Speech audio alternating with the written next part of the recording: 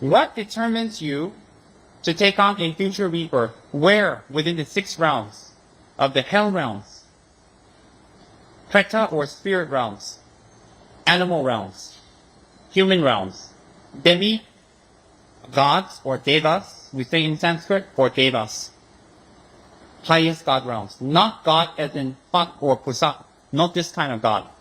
God in the sense of high worldly existence with a lot of sensory pleasures. You will take rebirth in one of these 6 realms again, according to the dispositions and the imprints that you have collected in your previous lives, most important in this life. And more importantly, the state of mind that you have died in will bring up the karmic imprints that you have planted in your previous lives in this life. For example, you could be a great farmer and you could be cultivating plants, flowers, whatnot. You can be a simple gardener cultivating a flower seed. You have taken the time to put manure on the ground, take the weeds out, take the dirt and pebbles out to make it smooth, to make it soft, to make it pliable, plantable. And then you plant the seed, you water it every day, you protect it, you keep the dogs and cats away. Then just when the seeds are about to sprout, at that time, if you keep a good protection and you watch it well, then it will sprout strong and big. At that moment, one of your kids can come by and trample on it and crush it. A bird can come and pick it out thinking it's a worm and just kill it. A dog and cat can come around and just urinate on it and kill it. At that moment, whether that will grow or not is upon your protection. Similarly, at the time of death, although you may be a great Dharma practitioner and you have worked very hard during your life, but if your greed, anger, and hatred has not been controlled, at the time of death, if you worry, what's going to happen to my family? What's going to happen to my possessions, my position, my name, my fame? What's going to happen? And you become attached. Due to that attachment, then your previous karma that you have collected that is negative will sprout immediately. Whereas if you, at the time of death, keep a calm, pleasant, and good state of mind, focusing on the 3 jewels, the Buddha, the Dharma, and Sangha, or your Guru Sifu, or any of the Dharma teachings, if you focus and you remain detached, then immediately the Dharma seeds will sprout, and you will take on a good rebirth, immediately. It doesn't mean you don't have any bad seeds. If you take a bad rebirth, doesn't mean you don't have any good seeds. It means at that very moment, the moment of truth, a particular seed that you have collected will sprout. Right now, you are all filled with karmic imprints or karmic seeds. When and how they sprout is determined on what mental activities you focus on. If you focus on negative activities and negative things and how to say harmful things, harmful seeds will come out, will open up constantly. Similarly, having a flower bed, whatever type of flower you concentrate on and how to say cultivate will grow better. So if you cultivate and you work on your good seeds, your positive seeds, therefore positive seeds will arise. While you're working on your positive seeds, then the negative seeds that have been accrued in your previous lives and this life will become slowly purified. And there are purificatory practices. Whereas, if you concentrate on negative things, lying and stealing, divisive talk, harmful talk, harsh speech, stealing, adultery, killing, any of these actions, and you gain some kind of success, and you gain some kind of temporal or transitory happiness, if we may label it happiness, if you gain it, it doesn't mean you're doing well.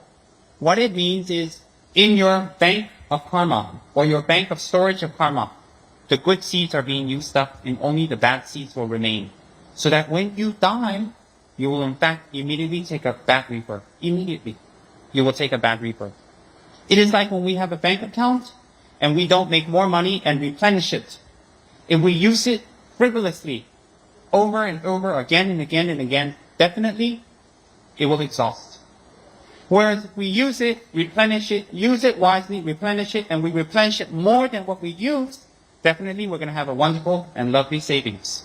But in this life, if we frivolously spend our good karma on taking care of our physical health, well-being, our physical and sensory pleasures, and we use the good karma that we have collected in previous lives and this life for only frivolous activities, sensory pleasures, then we are using up our positive karma, and we will have only negative karma.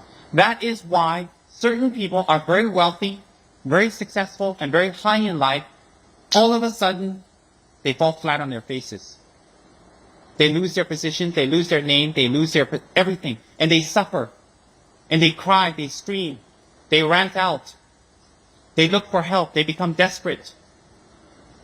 Because they have been using their good store of karma for the wrong things and not replenishing it with more positive karma.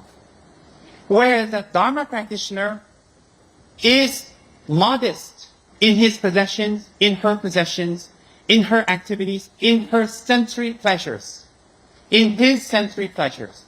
Therefore using very little good karma, and at the same time practicing Dharma and collecting more positive karma, adding to what they have already had, replenishing and increasing. Therefore, a Dharma practitioner will only move up. And if a Dharma practitioner has more problems and more sufferings, if a true Dharma practitioner, one who really practices Dharma, has more sufferings and more problems and more heartaches, it is a very good sign. Why is it a very good sign? Because the karma for them to suffer in a deeper, more rough and harsh environment is exhausted. Example, if you were to be very thirsty, if you had the karma to be thirsty, if you have the karma, that karma is karma. If you're thirsty as a human in this human realm, in a particularly okay country, okay environment, even though you're thirsty, you suffer for a short while of thirst. Then you can go out and get something to drink, ask for something, look for something, buy something. Whereas if you are thirsty and you are in a health situation or animal situation, you will not be able to get anything for yourself. It is the same karma, but due to the environment, the suffering will be more or less. Is that clear? If you were to suffer the karma of being thirsty in a human realm, the thirst will be temporary and short and not as hard or difficult to bear.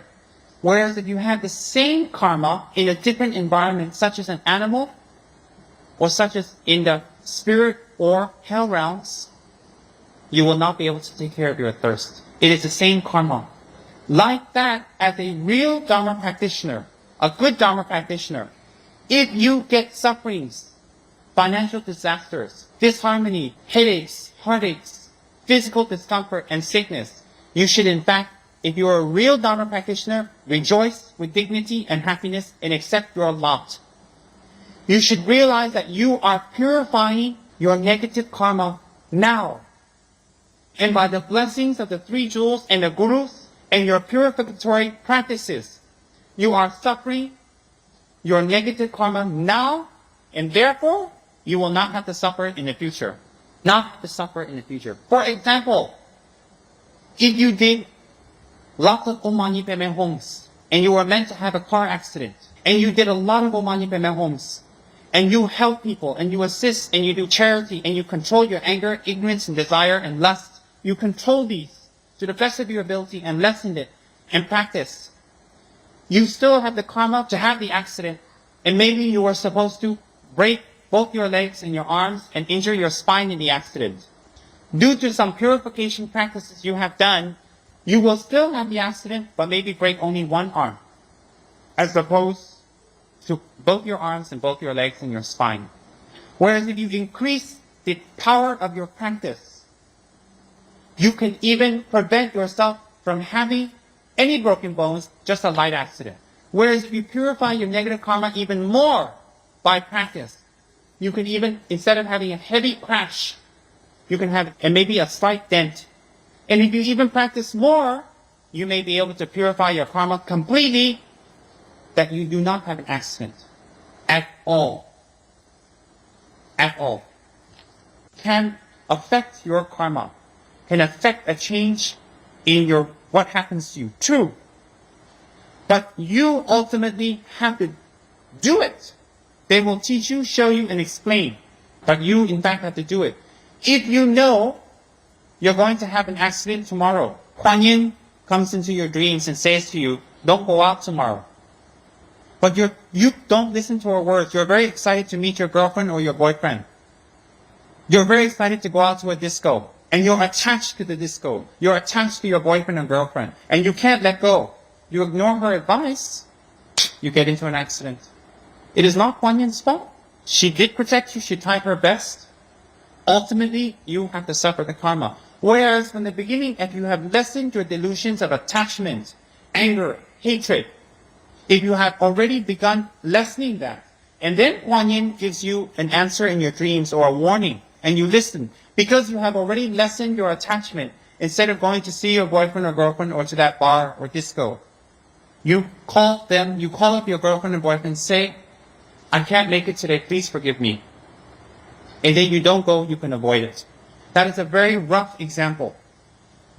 You are taught the methods. You are given the methods. It is up to you to practice. If something goes wrong, don't go wailing and crying to your teacher. Don't close up your altar, scream at Kuan Yin, scream at Buddha, and say, why you didn't help me. That is not logical. When you do that, it may be very dramatic. Other Dharma practitioners who don't know much may think, oh yeah, that's true. But people who know the truth, people who understand the workings of karma, will in fact have great pity, will have great compassion and say, oh, he doesn't understand, or she doesn't understand. They don't understand. Never mind. The Buddhas can work only if you agree and you try and you do it. The lamas and the rinpoches and the sifus and the monks can only do something for you if you agree to do it wholeheartedly, not half-heartedly, not quarter-heartedly, not 1 or 2%, 100%. Okay, if we have to bargain, 50% for now. But at least make an attempt. These teachings are designed to take you out of suffering. It is not designed to imprison you. Just as I gave you the example yesterday, a railing is designed to protect a child from falling over the ledge. It is not designed to imprison the child. The rules of a country, the rules of a city, the rules of a house, rules of the school or institutions are there to protect the individual on the whole, not to imprison the individual. If it is a rule or on the basis of truth and honesty, of course. It is designed to protect the individual. Like that, Buddha gives you teachings to protect you. The Dharma is protection. The real object that you go for refuge and you trust is the Dharma.